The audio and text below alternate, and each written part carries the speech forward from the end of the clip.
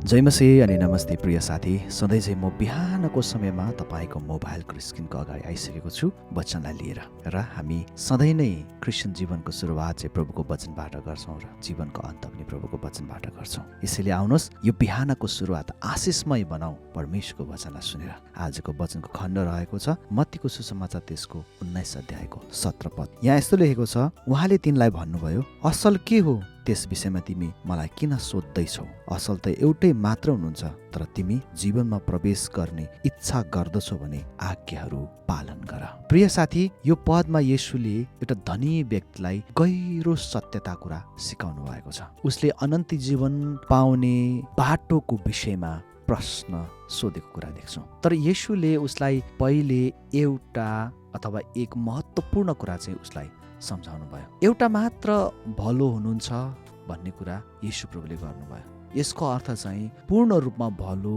पवित्र र निर्दोष चाहिँ परमेश्वर मात्र हुनुहुन्छ। मानिसको भलोपन सधैँ सीमित र अपूर्ण हुन्छ। येशूले त्यसपछि भन्नुभयो, यदि तिमी जीवनमा प्रवेश गर्न चाहन्छौ भने आज्ञाहरू पालन गर।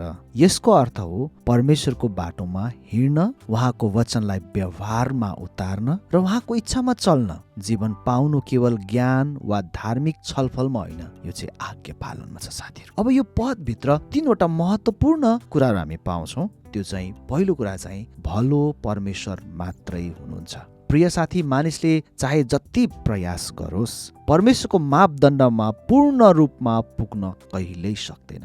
त्यसैले हामीले आफ्नो भलोपनमा होइन परमेश्वरको अनुग्रहमा भर पर्नुपर्छ। अब दोस्रो कुरा चाहिँ आज्ञा पालन जीवनको बाटो हो। प्रिय साथी, अनन्त जीवन केवल वचन सुन्नेमा होइन, त्यसलाई आज्ञा पालन गर्नेमा छ। येशूले त्यही भन्नुभयो, यदि तिमी मलाई प्रेम गर्छौ भने मेरो आज्ञाहरू पालन गर।